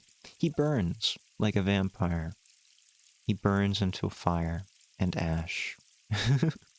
The sheer pain in that groan? Yeah. You know, I've actually watched the first Twilight movie, but it was as riff tracks, right? So if you don't know what riff tracks is, basically, there was this television show, I guess, called Mystery Science Theater 3000. Well, there were a couple of them. Mystery Science Theater, whatever number. And basically it was one guy and these two robots who were played by other guys making fun of movies. And when that show got cancelled for whatever reason, they created this business called Riff Tracks. And for copyright reasons, they would sell you the audio of them making fun of the movie, which you would sync to the movie that you owned. Then you'd watch it in tandem, and you would get the same experience with modern movies instead of just public domain ones that are garbage. So that's how I first experienced the Twilight movies. I don't know why I watched it, but that's how I did it. That's my only experience with it too. The first one with the deer. I remember the deer scene for whatever reason. And I remember the sparkling. I couldn't tell you why.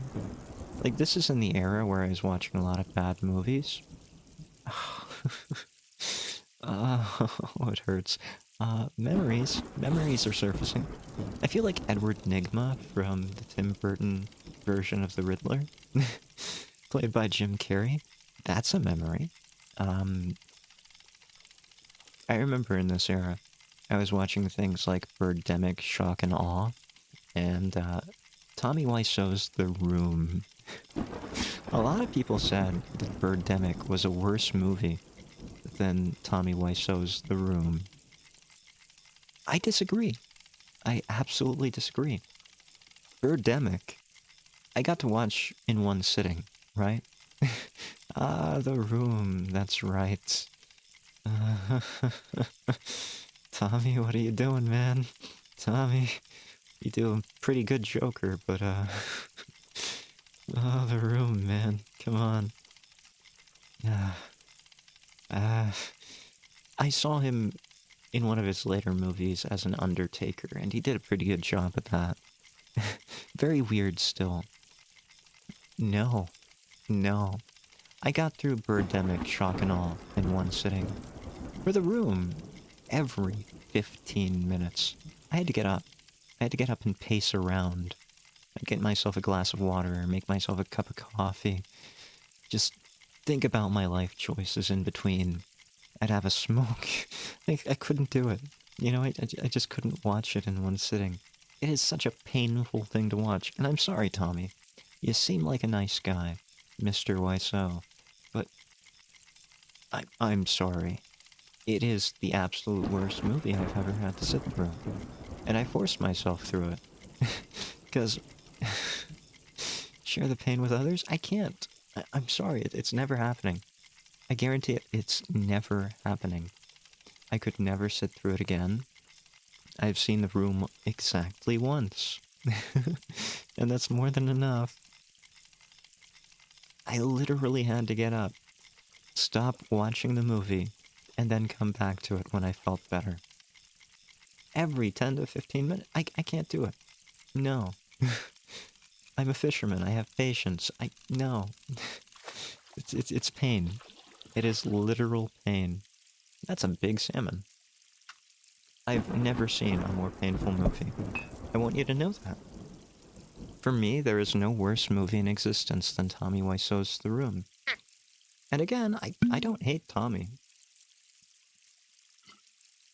He's got that weird alien vibe to him, where he probably came from outer space, and I like that. I like his strange thoughts. I like his strange ideas.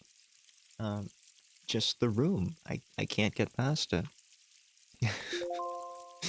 It's never happening, and I'm sorry. That's one of those things that is just too painful for me. Existence would just... He makes me feel with The Room ways that I should not. You know? Like, I should not be so upset watching the film. Oh yeah, yeah. I'm using a glass Sprite bottle, and it has a rubber cork in it. So when the rubber cork gets wet, it makes that little sound against the glass. It's caused by the friction, right? A lot of people don't know that. Sound is created by rubbing things. It's how crickets work, you know? They rub their... I guess it's their hind legs. Yeah, duck bottle. Duck calls were pretty common when I was growing up, right? They weren't bottles, they were like these little flaps of... I guess they were rubber that you would blow through with a mouthpiece, and then they would vibrate against each other and create duck calls. Some of them were more like kazoos, where they had a little flap on the inside. Some of them were less like kazoos, but they all had the mouthpiece. I'm not very familiar with hunting. Like, I grew up in the middle of nowhere, and a lot of my family hunted, but I could never do it, you know? Not that I couldn't kill something. I'm just a terrible shot. I can't aim. For whatever reason, I just can't aim. And I have glasses, so I can see. It's not that. I just can't aim. Like, even in Death Road to Canada, I'm pretty sure it was very obvious that I was giving guns to Jekyll. And part of that's because Jekyll, as a character in that game, has a gun perk. But mostly I can't use guns. Yes, I have glasses. I have very bad eyesight. Although I know a lot of people have worse eyesight. I'm nearsighted. I don't have it in the model. Assume that I'm wearing contacts, okay? Yeah, assume that I'm wearing contacts instead of big, round John Lennon glasses. Yeah, that's what you should assume. Right? um, even before I had glasses, though, yeah, that's not what you expect. What is there to expect? Most people in America have glasses. It's very strange, right? Like, it's a very bad trait to pass on, to be nearsighted. I always wondered how it spread so thoroughly throughout the population. Like, it is such a disadvantageous trait. In nature, animals with such bad eyesight would not reproduce, and then animals would not inherit such bad eyesight. But human societies are not nature, I guess. So instead we have all these maladaptive traits that just keep piling up. And I do wonder about it. Like, what's the end goal of that? What's going to happen? Are we going to turn into little gray aliens and just be these weird masses of flesh? Like, I've been watching a lot of Roanoke Gaming as of late, and he does a lot of recaps on this game called Scorn as of late. Scorn was an interesting video game when it came out. It doesn't really tell you any of the story. You have to experience it firsthand. That's the only way you'll understand anything that's happening. Through experience, because it has no exposition. And Scorn is basically Earth, once it's stripped of all of its resources, and technology has become more organic than not. Which is something that I think is going to happen in real life, too. I think we're going to move towards more organic forms of technology. First, through integration, through things like cyborg kind of adaptations, but then through things like biocomputers. Like, I don't think quantum computers are the end game. I think biocomputers are the end game. And Scorn would agree with me, I think. Because all of the technology is based on meat, right? So you have to grind up people to get people juice to run machines. You've got to grind up people to get spare parts to your meat mech. Everything is meat in Scorn, and I really like that, because I think that's the future of our species. It's a nightmare. For me, as a human, it's a nightmare. I think that's where we're headed, though, and I'd be very surprised if we didn't end up there, you know? I would be very, very surprised if we kept going with inorganic computing. First and foremost, because humans are very arrogant. We think we know better. We think we know best, in fact, when in reality, nature knows best. And when we do realize that, we'll realize that nature knew best when it came to creating the best computers, the human brain. Or the synaptic-like connections between tree roots of a clonal tree, or fungal connections, mycelia growing underground. Well, what's with the face? Really weird. How so? Look, just because I'm predicting meat computers doesn't mean I'm weird. A lot of people are predicting meat computers. But yes, I am very strange. I realize this. But not for the reasons most people think I am. Like, I'm not so quirky strange. Doubt. X'd doubt, yeah. I'm not quirky strange. I just think... I think I have strange ideations about our species. Things that most people don't think about or don't want to think about regarding our species. Like, I'm very scared for our species. There are lots of ways for a species to go extinct, right? Extinction can happen from catastrophic events like volcanism, like a supervolcano going out and ash flooding the upper atmosphere, blocking out the sun for a long period, pretty much starving us to death. Asteroid collisions, bolides, all the time. All the time could happen. But those are very catastrophic ways for a species to go extinct. There are simpler ways. Audio cut out? I'm sorry. Is it still bad? Well, let me check. Let me check. Properties? I'm pretty sure I'm snagged. Okay. Still on.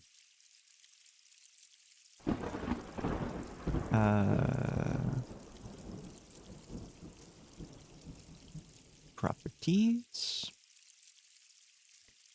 Properties. Monitor and output. Monitor and output.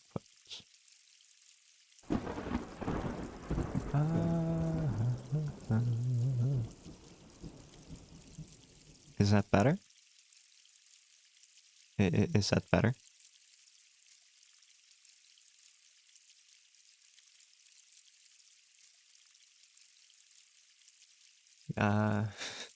If it's not, I don't know what to tell you. Yeah, okay. Yeah, I don't know, everything seems fine on my end. I've done that before too. Watching streams, I'm like, you know, something seems wrong, streamer. Something seems wrong, only for me to realize I'm stuck in a rock, aren't I? Cut the line. Cut the line. Only to realize it was on my end, like, the earphones came out of the jack or something. That happens all the time. What was I talking about? Was it meat computers? Yeah, I think I was talking about meat computers. I really do think meat computers are the future. Like, a lot of people think quantum computing, headphones randomly stop working. Yeah, that happens all the time. I hate when that happens, right? Like, usually you get a little bit of warning. Like, your right or left side starts going out, especially when the jack is, I guess, touched or moved. But sometimes they just go out completely. I always keep a spare pair when possible. In fact, I just recently bought a spare pair of my headphones. I have to buy very special headphones just for the comfort of them, because I'm constantly wearing them. Like, I wear my headphones 20 hours out of the 24-hour day. So often I'm wearing them. They're not even usually plugged into things, I just have very sensitive hearing. And it's not like the most sensitive hearing, I'm not like some kind of bat. I'm not some kind of superhero where it's going to hurt me. But I do have sensitive hearing, and I don't like hearing loud things, so I use them to muffle things a lot. And I also watch a lot of things in the background while doing things. Yeah, while sleeping. So that's why I have to buy special ones, which are ergonomic. So yeah, most of the time I'm wearing headphones, even while sleeping. I have things playing while I sleep. I can't sleep without them on. Without things on, too. I usually set a timer while I'm watching a video. What was this story? Resident Evil Damnation, I think it was? The CGI Resident Evil starring Jill Valentine at an airport. That's one of my favorites. I would often put that on and set a timer for like 2 hours and to have it stop playing after those 2 hours. Is it good for my hearing? I don't know. Like, my hearing's too good. If it worsened my hearing, that'd be great. I don't want to hear so much. Like, quiet noises, even, like, normal speaking tones are too loud for me. Like, I'm sure a lot of people who click on my videos think, huh, it's mixed a bit too quiet for me. Well, yeah. I'm mixing it based on my own preferences.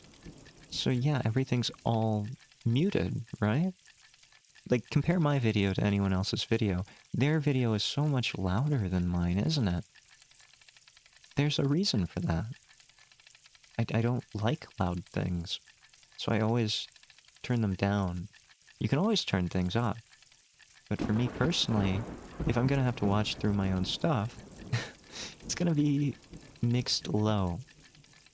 And I'm sorry if that's an inconvenience. What's gonna be? Yeah, I don't feel bad about that. That's just how I have to do it. Otherwise, I can't listen to myself. You know, a lot of people There are a lot of communities out there for VTubers and streamers and content creators. I often hear people say, I don't like the sound of my own voice. I don't like editing videos because I don't like the sound of my own voice. I don't like hearing it. And there is something to that. A lot of people aren't used to it, and they don't like hearing it. I don't have that problem.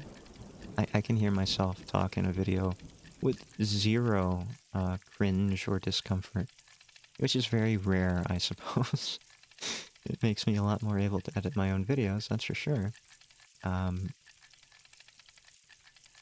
on the other hand, like, I'm used to listening to things at the minimal volume and still thinking they're too loud for me. So, yeah, I don't know. It's a trade-off, though, you know? Like, when I buy earphones, or... Yeah, earphones. I've got one of those ancient Victorian earphones. What do you call them? Headphones? Earbuds. Earbuds. Let's go earbuds. When I buy those, I have to buy the ergonomic ones, and not so much focused on the sound quality, as it were. I think I'm stuck on this rock again. Watch as the old man reels in endlessly against a rock. Yeah. So a lot of the times, the sound quality of my earbuds is just a lot lower than standard. But that's because I have to wear them all the time. So I need them to be comfortable over providing me a quality of hearing, you know? It's a trade-off, and I'm happy with it. Where's my Y button? We're walking down here. Out of these shallows, into the new shallows. No, too much debris. We're gonna keep going. I don't know. Like, it's been like that way since I was a kid, where I just haven't enjoyed very loud things. And part of the problem is I think that Apple is just horrible as a company. Apple does these weird things where if you want to turn things down lower, you have to get Apple EarPods. No. Your products are uncomfortable and I hate them. But I do like your iPads. Like, I'm an old man, but I understand the appeal of an iPad, you know? iPads are just very nice to have with you while you're traveling. When I was a kid, I had a second generation iPod Touch, which I don't think they make anymore. Never buy anything Apple. I don't blame you. They do everything that's, like, scammy, and they want you to buy their product specifically if you want good quality anything to work with it. Like, their compatibility efforts are just like, no compatibility. You'll do what we want, or you won't use our products. But I'm sorry. I'm sorry, the Apple iPad is just too good. I like it. No, Hyde. iPods have been obsolete for well over a decade. Mine aren't. I still have my second generation iPad, or iPod Touch. And it still works other than the audio jack. To this day, sometimes when I go for long appointments, for like the dentist or something, I'll take my second generation iPod Touch and play word scramble games on it. Because that's what I have on my second generation iPad or iPod Touch. I have a word scramble game that I've been playing for well over a decade now, where it's basically make words out of this anagram of words. If I have to, I will. Sometimes when I go on long hikes, I'll take a phone. Just because. Although I don't expect to get service. And you really shouldn't expect to get service unless you're using like a satellite phone. Which I don't. It's nice being in one of the only places in America with dead spots for cellular service. It's great. I love it. I think people are too accessible, you know?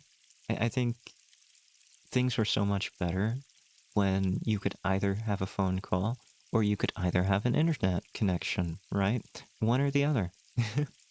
So, yeah, I think things were better back then when people couldn't get a hold of you. because you were browsing the internet, watching Naruto episodes on YouTube at 480p. That was the good stuff back then, too. 480p? High quality back then for Naruto episodes. You were lucky to get 360. 240 was the standard. Nowadays, you're all spoiled with your 1080 or your 720s. I can't even see the difference, you know? Like, it all looks the same to me. Maybe that's just because I'm wearing glasses. I have bad eyesight. I don't know. But it's a different world, you know? I think nowadays we're just too easy to contact. I think it's too easy to get a hold of you. And that's not a bad thing in some ways. Like, it's nice to be able to talk to someone when they're traveling or they're halfway across the world and they want to share something with you. That's nice. You know, my one brother went on a honeymoon and he was sharing things like pictures, and that's nice. It's nice to see that in real time, what you're enjoying. But at the same time, like, businesses now expect you to be on call 24/7. I don't like that. If I clock out at work, you're not calling me. I'm not going back in. I'm done. Don't expect it. Decent amount of discussion. Yeah, always being on. Always being on call. Yes, the speed of work increasing. No, it's not worth it. Humans are not meant to live like this. I'm sorry. I worry about our species. No, fish this way. Away from the rocks. You gotta do this in real life, too. You gotta steer the fish away from the rocks. Otherwise, they'll snag and they'll spit the hook. It's not good for humans, I don't think. No, get out of there. Get out of there. Get out of there. Stop.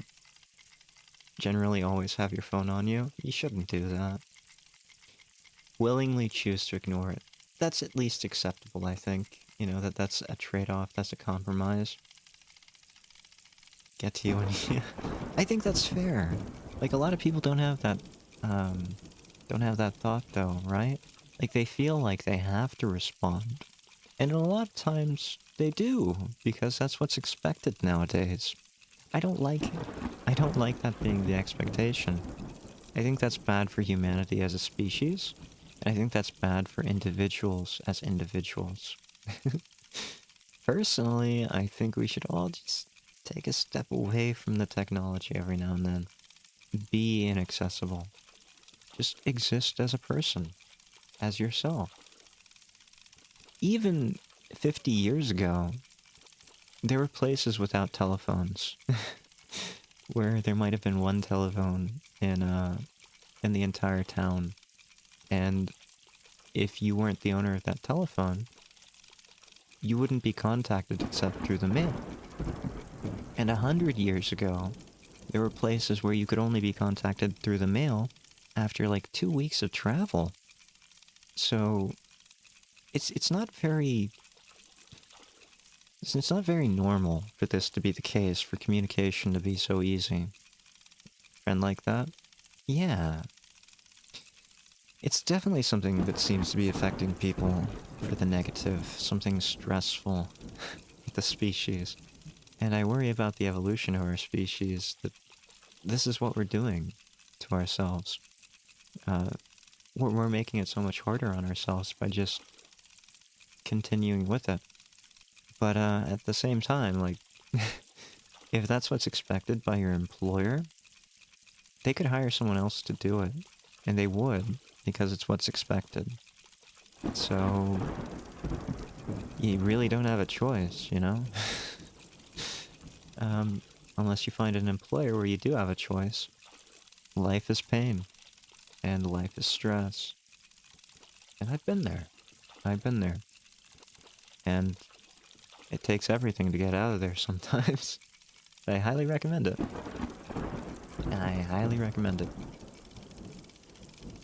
Ah, that's true too. Personally, I think we're gonna end up as cyborgs. I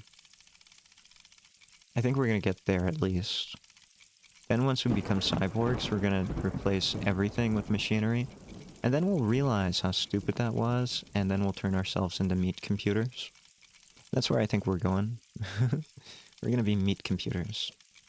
Come on. Okay. Okay. I think we're gonna end it here. It was a good time. I didn't smoke in the middle of this stream. That's good. I talked about a lot of things. We caught some fish. Next time we'll have a yacht, I think. Yeah. That'll be fun if I remember to buy it. I don't know what we're gonna be doing next week.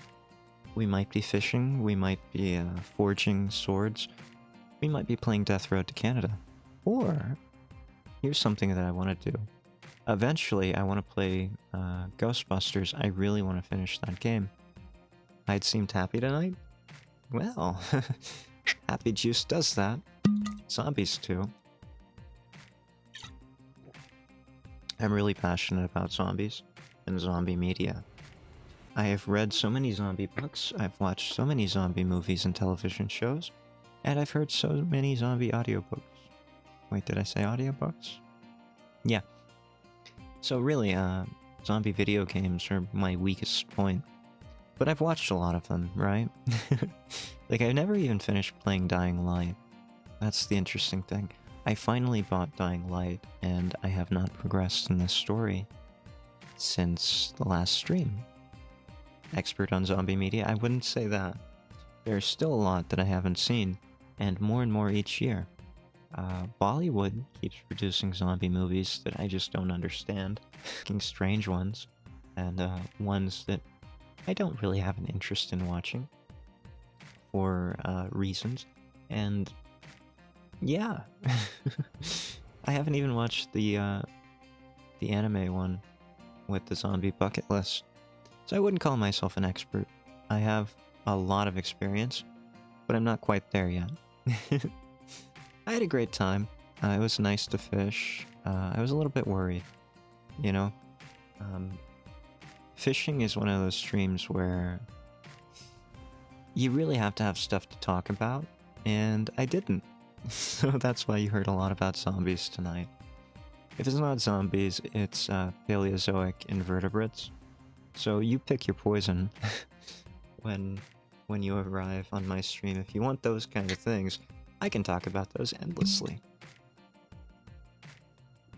But if you don't, well, feel free to comment. We can change the topic. I'm flexible like that, right? Yeah, yeah. What variety? Yes. I had a great time. I hope you all did too. But for now, hide out. Good night. I love you all. See you next time.